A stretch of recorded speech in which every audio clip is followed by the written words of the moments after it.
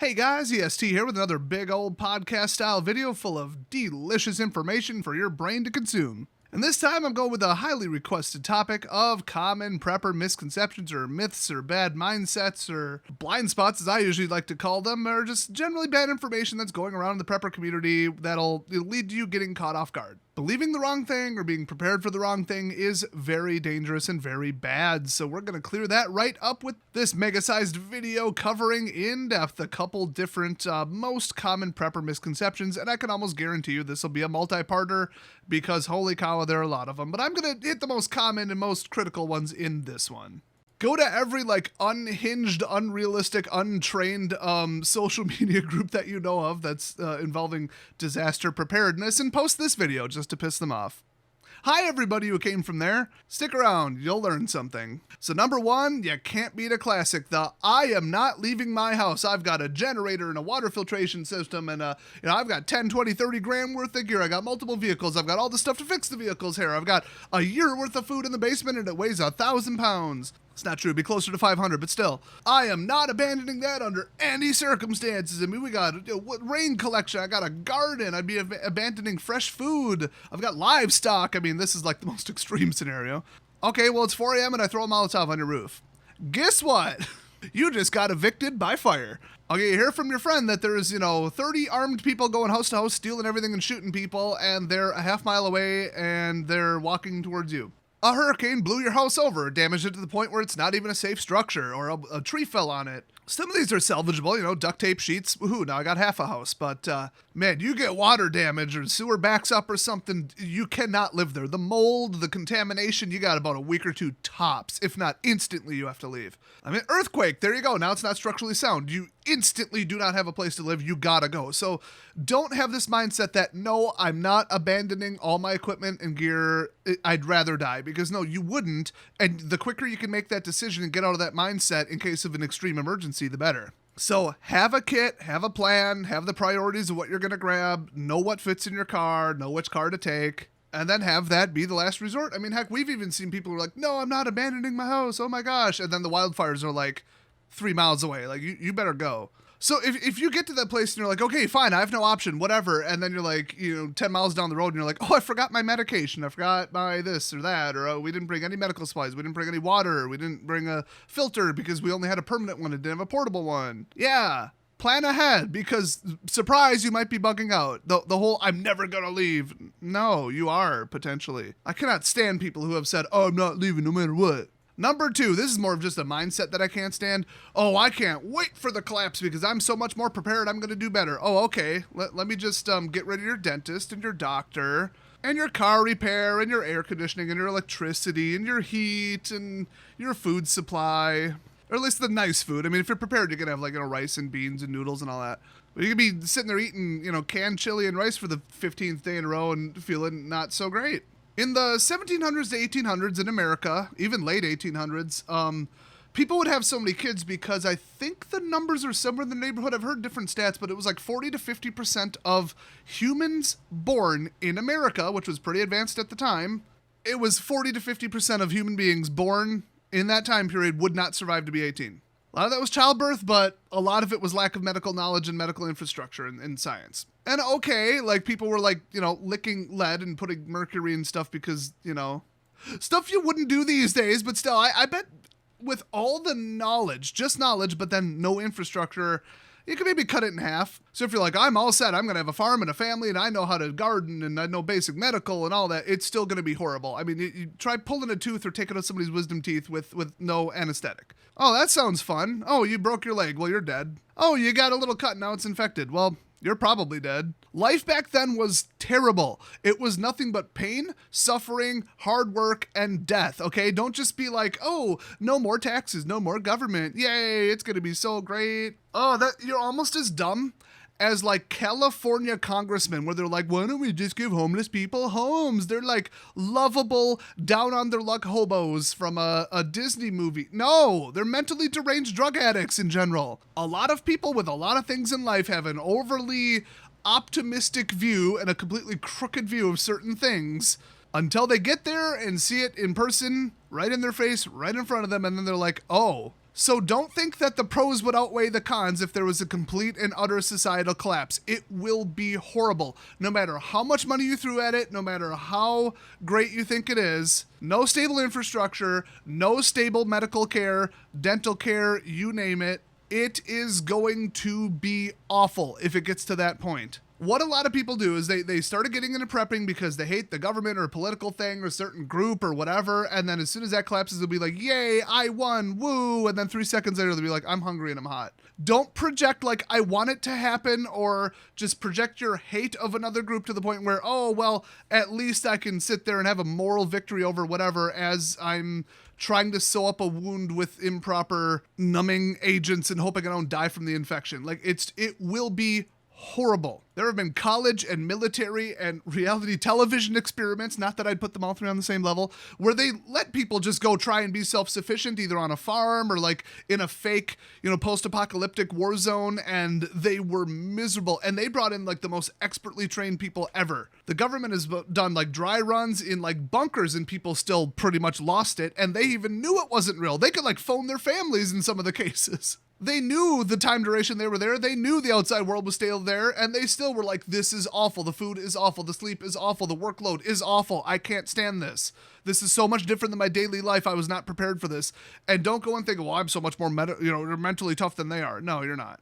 Really, you're more mentally and physically and emotionally tough than kidney stones and cancer and somebody new in your group dying every month, because that's what it's going to be. That's reality. No infrastructure, no fun. Every hour of every day is going to be uncomfortable and painful and stressful, and you'll be worrying nonstop, and sometimes your crops will fail, and sometimes you won't find anything hunting, and sometimes your equipment will break, and sometimes people will get shot or attacked by animals or get a bee sting and be allergic and die because you couldn't rush them to the hospital to get an EpiPen. It's just all these things that you're like leaning on society for. It's all gone, and without it, it's just going to be people dying, you getting injured and pain and being laid up in bed, and you can't eat and you can't care for yourself. And as people get older, the elderly will be not able to contribute, and there's nothing you can do to help them. And then all of a sudden they die from something 10 years earlier than they should have. No dentist, no cavity filling, no solving a toothache. It'll just sit there and rot and get worse and worse and worse, and you're in constant pain for month after month.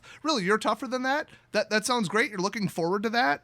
A full, ongoing, grid down scenario. Don't say it will be great, I'm looking forward to it. Anybody who tells me that, I will be tempted to punch you in the face in real life, because you just don't get it. You are projecting your own stupid, ooh, I hate society and I hate the government and oh, I can't wait until it all collapses. You are clueless.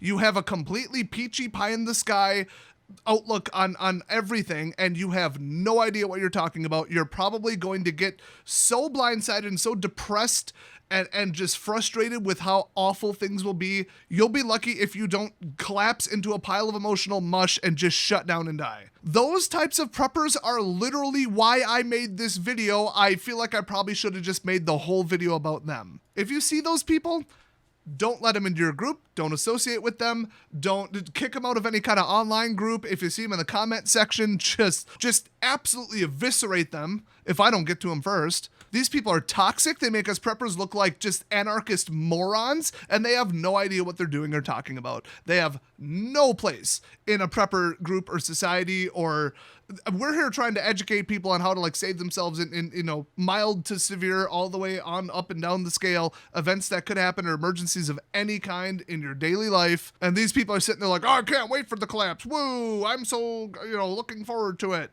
If that's you, fix your mindset or shut the hell up. Number 3, oh, I'm so prepared and I've got all these defensive items and a bulletproof vest and a pistol, shotgun. I got long range, short range, all my scopes, everything sighted in. I'll be just fine in any defensive encounter, no matter how bad it gets. You need to turn off the Hollywood movies and the video games where you can, shoot 100 people and they all miss you somehow. I mean, if I were to take like an actual trained like U.S. Marine versus 10 people who occasionally go hunting, I think they've done this actually for TV shows and YouTube where they gave them all paintball guns and just sheer numbers and just basic tactics and like people playing Modern Warfare 3 or whatever. They were at least like, let's try flanking them, I guess. Look, most people are not stupid, okay? People go to the gun range. No matter how good you think you are, you're not going to Rambo yourself through a situation. Just because you're behind cover or you ambush someone or your tactics are a little bit better, you've still probably shrunk it to a 10 to 20% chance that you're getting shot in any given encounter, okay? So people are like, I've got 100,000 rounds, so I'm ready for everything. I mean, yeah, if you just want to blast off covering fire and hope they give up and go away. If they're motivated enough, I mean, how many firefights do you think you can be in before you get shot? The answer is a hell of a lot less than you think if you're basing your tactics on movies and video games. I mean, the most trained person in the world could still walk into an ambush, a sniper. You could be just walking out to check your garden and get picked off right straight in the head. I mean, it's just, I've seen a lot of videos on defensive encounters where like security guards with tons of training, full armor, superior, everything. Somebody just walks up behind them, pops them in the head. Sometimes there's nothing you can do. The best thing you can do is put up signs or deterrents or alarms or whatever is going to keep people away from it devolving into a firefight. So I might make a video about like hardening your house or a defensive place in the woods or a fort or, whatever, and trip lines, alarms, bells, cans, all that kind of stuff. I mean, it's pretty basic stuff. Hell, there's probably better videos than what I could make out there already on YouTube. But something that will make people run off first, like really bright lights where they can't even see, and then you fire off a couple shots and they're like, I can't even identify a target, I'm out. I mean, I've even said this on my channel before. I have been, since I got my pistol and my concealed carry permit about 6 or 7 years ago, I've had to pull a gun on, we'll say 5.5 people, or 5.5 times. And displaying the firearm ended the situation. In every single case, the person backed down. Didn't have to fire a shot. That's real life. That's not like, oh, people are desperate shooting each other over groceries because they got to feed their family. That's not necessarily going to make somebody back down, but the ideal use of a weapon in daily life, and even in an extreme scenario where like people are shooting each other over the last jug of water, you get the drop on someone, you put a bullet right next to their feet and they don't know where it came from, they're running no matter what. It doesn't matter. They're like, I am about to get shot. They call it the FIBSA factor, the fudge, I'm being shot at. They're just like, okay, I could die a day from now if I don't get water, but I'm going to die right now if I don't get out of this situation. So the whole I'm going to win every gunfight because tactics, no. Turn off the Hollywood movies, get back in reality, and do everything you possibly can to avoid a real true, 1 versus 1 or group versus group battle, because it's not always going to go your way. No matter how good you think you are with your gear or how good your gear is and how accurate you are, and I mean, you could get a jam. I mean, just that mindset that I'm going straight to the gun and it's going to work every time because I'm just so superior in general. No. Anybody can turn around, take a blind shot, and hit you in the chest or the head. Hell, or the leg. I mean, collapse. You ain't going to go get that sewn up or the bullet extracted. You're probably dead no matter where you get shot. Because once again, life is not a Hollywood movie. I've seen people get shot in the head and survive. I've seen people get shot in the foot and die. And that's with medical infrastructure intact. Okay, anyway, I feel like I should drive some of these home because I can already hear the absolute clueless, set in their ways ignorant idiots leaving the comment. I can actually hear them typing right now. But why don't I just, instead of trying to, really drive the point home to this last 5% of ignorant people, why don't I just delete their comments and move on? Let's do that. Number 5, I think. Everything will be fine and I'm pretty stable because I have one of these, and these. I mean, a lot of people know this. This ain't news to everybody, but 1 is none and 2 is 1 because it's going to break. Everything breaks, and even if you know how to fix it, got the know-how, got most of the repair tools, do you have the parts? I mean, can you even fabricate the parts? I mean, you're probably not going to take a solid stainless steel or chrome-plated wrench and break it, but leaf blower, garden tiller, or like a car, a bicycle. I know my bike is janky, okay? I paid like $70 for it at a pawn shop and it skips gears and it squeaks and there's rust. I mean, it's not reliable. So if you're like, I have 1 rain collection system, I have 1 water filter, I have 1 well with 1 pump, have a backup plan. I know not everybody's like, oh, well, let me just take my infinite budget of money and buy 2 of everything. Oh, I guess I'll focus on some event that might never happen instead of putting my kids through college. I mean, don't get there, just mentally prepare and just be like, what if this breaks, what would I do? And if the answer is I'd be absolutely screwed and die instantly and all the rest of the things I've prepared and bought and learned and everything would be useless, then maybe spend some money on something, just saying. But a lot of emergency low-end backup, just whatever stuff, like, oh, if my car breaks, well, I'm not just going to buy a second car and leave it sitting there. I'm going to buy a bicycle for 80% off in the pawn shop at the start of October when they're trying to clear out their inventory. I did that. I got a $200 Mongoose for $21. They just didn't want to store it. because it's freaking huge. $1,000 solar powered battery backup pump for your well, and then you can just get like a cheap little crappy hand pump for like, $40. Oh, you got this whole solar, wall and all these battery powered this and that, and drill and the whole Ryobi setup. Well, spend $2 at a garage sale on a nice set of manual screwdrivers and manual ratchets and stuff, just in case, Hell, I got a full set at the pawn shop for $22. I honestly think they mispriced it. That would be a $100 kit at the local hardware store. Jeez. So, do have a backup and just live by the rule of like, okay, I'm all set with this, except what if it fails? And if you can, don't have one pump, one filter, one gun, one mag, one anything. 2 is 1, 1 is none, and the more the merrier. Within reason, don't ruin your life, don't run up credit cards, don't spend more than you have. Number, I couldn't even tell you at this point, 6? I don't know, I should stop guessing. The next one is I'll always be able to barter, like long after an SHTF, as they say, a collapse, a big thing. I would say Hurricane Katrina on up. In fact, actually, once I get done with the bartering topic, I think I'll just like kind of contextualize this entire video. I probably should have started with this. What type of scenario am I even talking about? Like what size historically, what's realistic? So I'm going to touch on that right after this, but let's finish up bartering for a second here.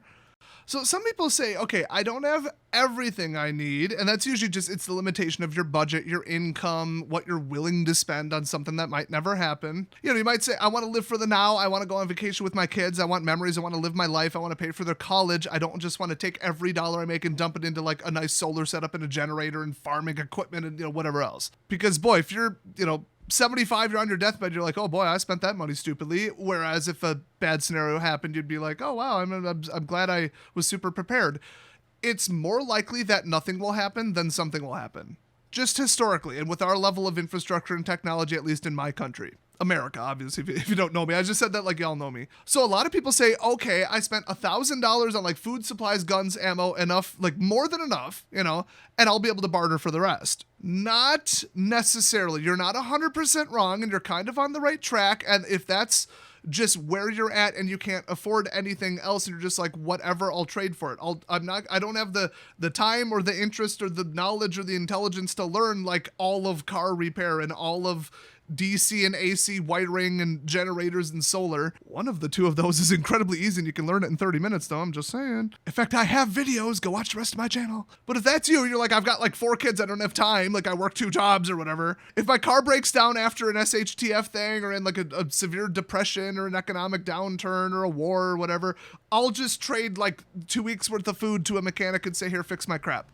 I mean, if it's mutually beneficial and everybody's kind of on the edge and it's tight, but people are like still a bit civil, yeah, you might be able to get away with that. But in a full-blown like collapse, like a full societal, no government, no electric grid, nothing like that scale, you cannot trust even people from your own city that you can't trust people in your own family. I believe I said this in the last video, but in case you didn't catch it, I've got stories from Syria from like people, UN workers and people who escaped there as refugees saying like my own family broke into my house, shot my 2 kids and stole all my food because it was either that or starve. And all bets are off. It doesn't matter that they're family or that they know me. It's either that or starve. They asked me for it. I said no because I didn't have enough to go around and I'm starving too. And then they came back and shot at me. And let me just say, let's say you're like, no, me and my neighbors, we're all preppers. We're all set. We're going to kind of barter between us. Okay, you could probably trust that. I mean, yeah, the trust factor on that is pretty high. You could probably be safe. But what if their house just burned down, they're lying to you, and they just want to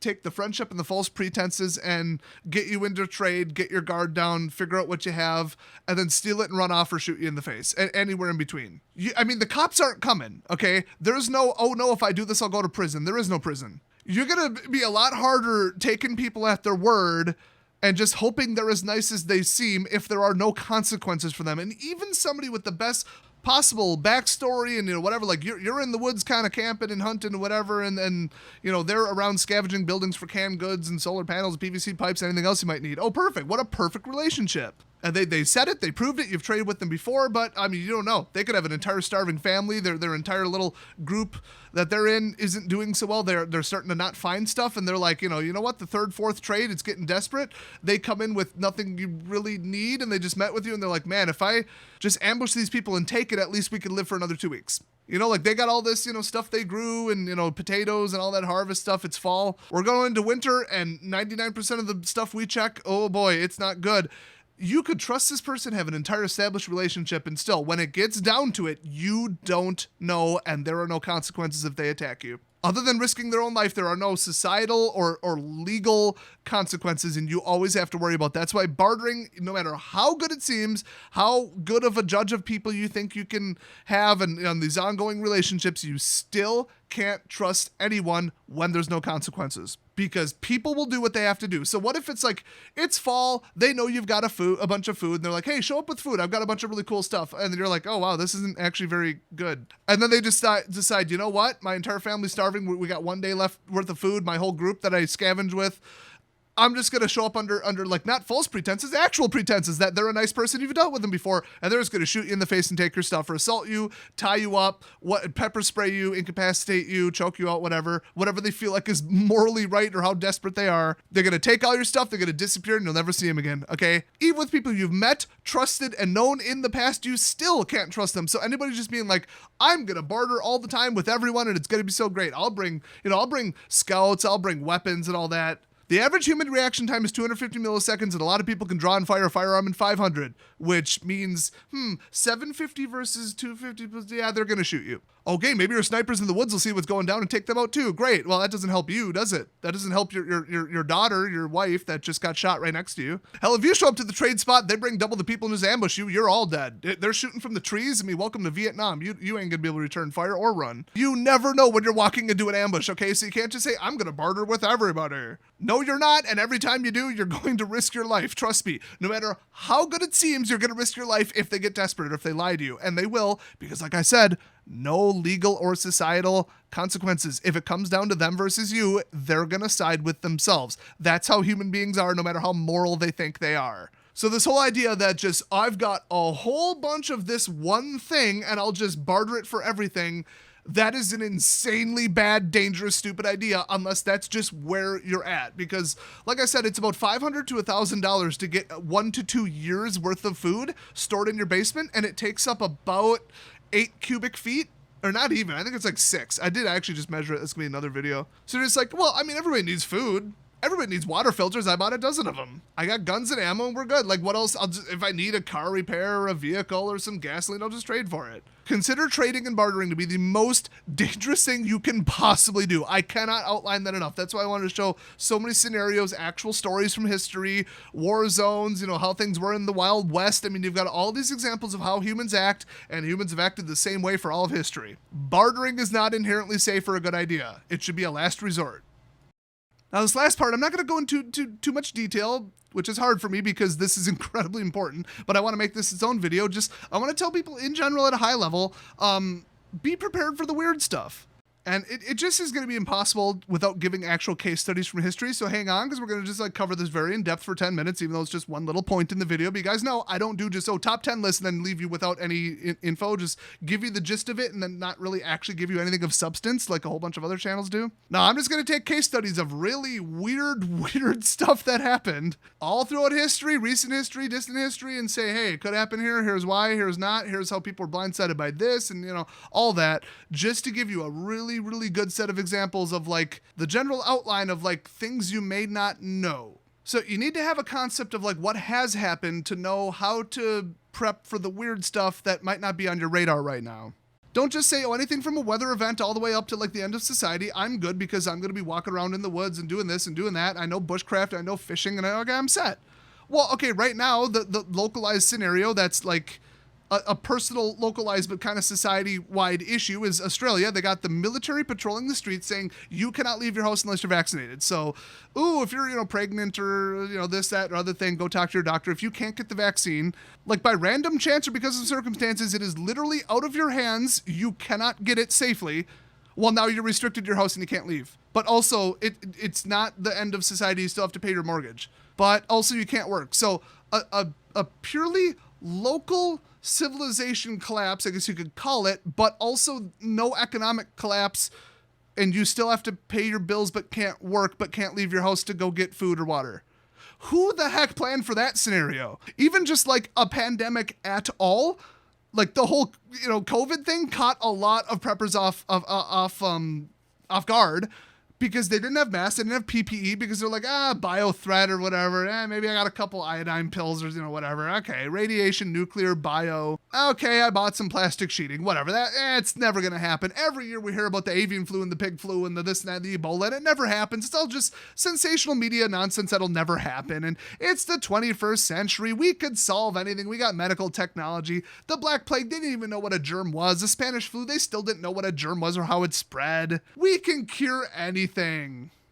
Well, spoiler alert, we're on the verge of not being able to kill bacteria anymore, which, we're at the end of our antibiotics. It's mutating faster than we can, control it and adapt to it. And then they said, like doctors are saying, it's going to set us back like 200 years. We'll just be like, oh, well, we can't do surgeries because you're going to get an infection. There's nothing we can do. We can't give you antibiotics. Oh, you have an infected finger and a cut? We have to amputate it. Because we could throw everything we have at it and nothing will happen. And if you think that's a nightmare scenario, they found 100% drug-resistant fungi. That's a fun one, but it only affects people with bad immune systems, like severely crippled. But it is scary that we have now found like a candida variant that can just instantly kill people, doesn't respond to anything we currently have in modern technology. But spoiler alert, we have next to nothing to do about virus cells still. For the last... all of society, so, that time period, I was going to say 20 years, but I'm like, well, but before that, obviously, we have never had anything that can stop a virus. We have a couple unique things like anti-malaria drugs and like immune boosters and weird off-the-wall exotic stuff that only affects one species of viri, but in general, 99% of the viruses on Earth, I mean, just look at this. We haven't cured the common cold yet, nor do we have any singular individual thing that in any way affects that virus. We have nothing that'll kill it. The best we can do when it comes to viral-based stuff as opposed to bacterial stuff and fungal, which is a lot easier to treat because they're bigger cells with bigger, surface protein weaknesses. I don't want to get too into biology, but we have never been able to do something with tiny exceptions about viruses, except for vaccines. That's the best we've done, to eliminate like polio and that kind of stuff is just vaccinate everybody and then it just disappears from the world over the next couple decades. Antibiotics and vaccines were the two most important medical breakthroughs or even just societal breakthroughs in all of human history. And look how much it spread and look how long it took to make a functional vaccine, a barely functional couple vaccines. Initially, we've even dropped the ones that don't work as well, and some of them had to be multi-dose, and even them are fading allegedly, although I think that's alarmist nonsense. Like, we've thrown billions of dollars, worked with every country, like, all over the world, and the best we could do is where we're at right now. So, newsflash, you probably shouldn't be one of the preppers that didn't prepare for a pandemic, because you didn't think it would ever happen, because we're too advanced for that, and that's a medieval times thing. That'll never affect us. We're too clean and medically advanced. We have nothing to fight viruses. Nothing. So, a couple other examples of what preppers were blindsided by, or could be.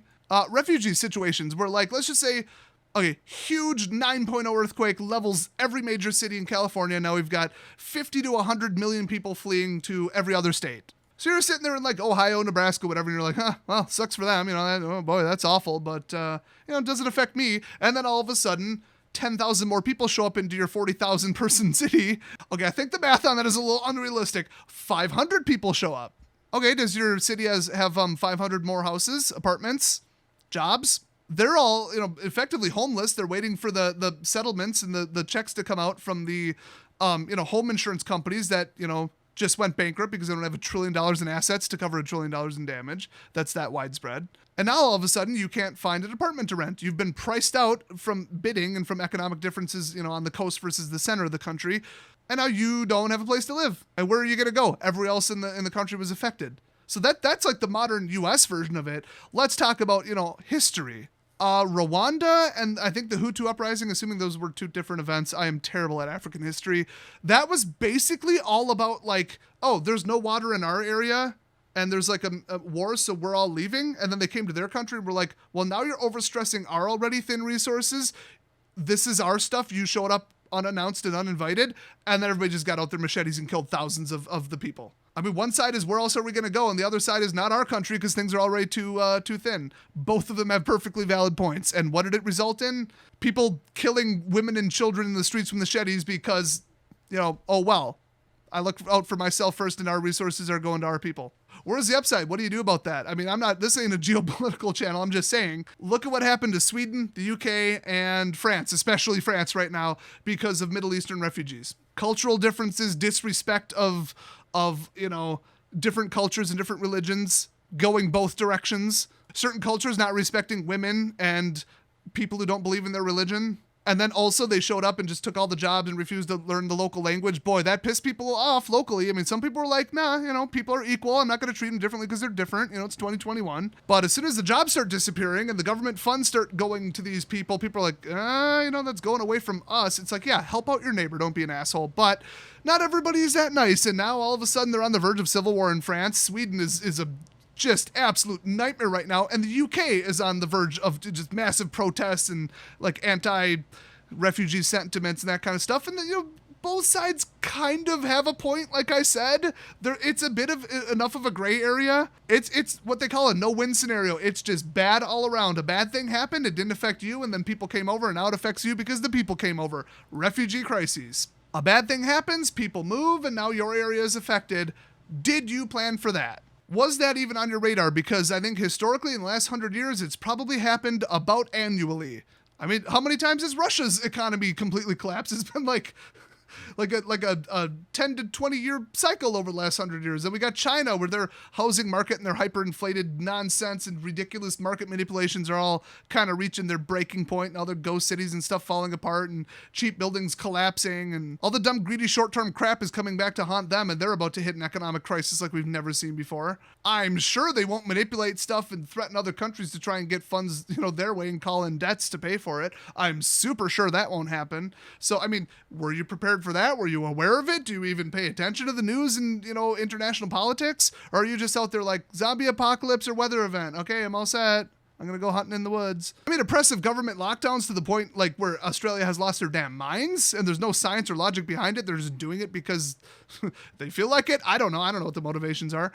Like, did you prepare for that? Like, there's so many blind spots and you don't even know that you're your blind spots. So like, am I just warning people like there's nothing you're going to do and you're always going to get blindsided? No, just study history. Just look at every bad, like go to Wikipedia and type in refugee crises and then just read about all of them. What caused them, how they either were handled right or wrong. Because, I mean, we had a refugee crisis where the U.S. government had a program where they brought like smaller Asian countries when they had a conflict. They brought them over, especially to my area of Wisconsin, which is kind of interesting. That was a couple decades ago, and because we're not racist assholes, and a lot of them like integrated and they're super nice and like learned English and their kids went to school with us, nobody cared. They're just like, oh, a bunch of people came over, the refugees, whatever. It wasn't it was very carefully balanced. They sent them to like 50 different places in America, taught them English, gave them job skills, gave them job placements. There's like whole cultural centers and social workers and like the whole safety net was there. That's how you integrate people. That's how you do a refugee crisis from a war, okay? Not just, we're going to let in 1 million people, and if you say that 100,000 is the correct number, we can't handle a million, then you're a racist idiot. And then fast forward 10 years, and you're like, oh crap, our whole society's on the verge of collapse. Welcome to France and Sweden. There's ways to do it right, there's ways to do it wrong, and I think Rwanda or the Hutu uprising, one of the two, whichever one I was describing, I forget, that's how you do it extremely wrong. That's as wrong as you can possibly get, where we're just random people are like, I've had enough and just go kill people. You can't really get wronger than that, so if you study every scenario, like what went right, what went wrong, how capable is where you live, your government, your infrastructure, your technology, your social safety nets, your social programs, your food banks, all that, how set up are you in case people have to come in large numbers to your area? However much you think it will or won't happen, it will. And be ready for like an economic Great Depression kind of thing. Be ready for a pandemic or a biological event. Be ready for an EMP, because that's a lot more likely than it was in the 80s when everybody was like, EMP, EMP, EMP.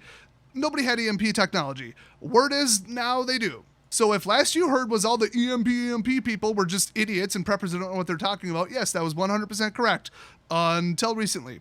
So prepare for that and don't rely on just gadgets and solar and everything when everything in your house explodes and all the gadgets are gone. Maybe do look into Faraday cages. They're pretty cheap. You don't want to get blindsided by something just because you personally thought it wouldn't happen or because you didn't study history, because those who don't study history are doomed to repeat it. I forgot who said that, but they were a wise person and they're right. So the last thing is like, don't get into the myth of like, I've got every common or likely possible scenario in my head. I'm prepared for everything. And all of a sudden something comes out of left field, like COVID or like oppressive regimes or like weird invasions or refugee crises, like just weird stuff that came out of left field that you weren't prepared for because it wasn't like a cliche movie post-apocalyptic thing or a video game thing.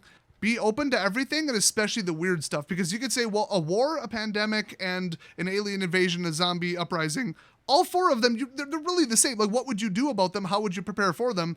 there's so much crossover between them, you might just think, oh, okay, so we'll just put those all as like class 5, the worst that can happen, and I'll prepare for all them, and then I'm safe for everything on down. What I wanted to say with this last section is, like, it's not a linear chart. There are some weird screwball left field combinations of just dichotomous weird crap. Like, oh, look, a full society collapse. But also rich to middle class people are walking their dogs and driving around and continuing like normal. That's weird. Or, oh, a full societal collapse, except I still have to pay my mortgage. That's a weird combination of things. But, well, Australia.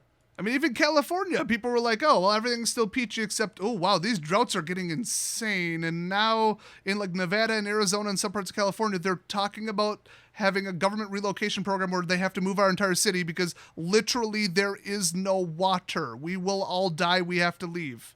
And then you just get that news on like a random day where you're bringing your kids to soccer practice. Like, it's just, you want to talk about weird, screwy scenarios coming up where it's just like, oh, infrastructure and everything in society is great, except in 1/4 of my state, we might all have to get up and leave because there's no water and we're all going to die. But in the meantime, the internet still works and the power grid still works. It's like, who planned for that? That's so extremely unusual, except you look at resource shortages and climate shifts over the last 300 years. Oh, it's actually happening all the time and you should have been aware of it. So don't think you're prepared just because you're like worst to least.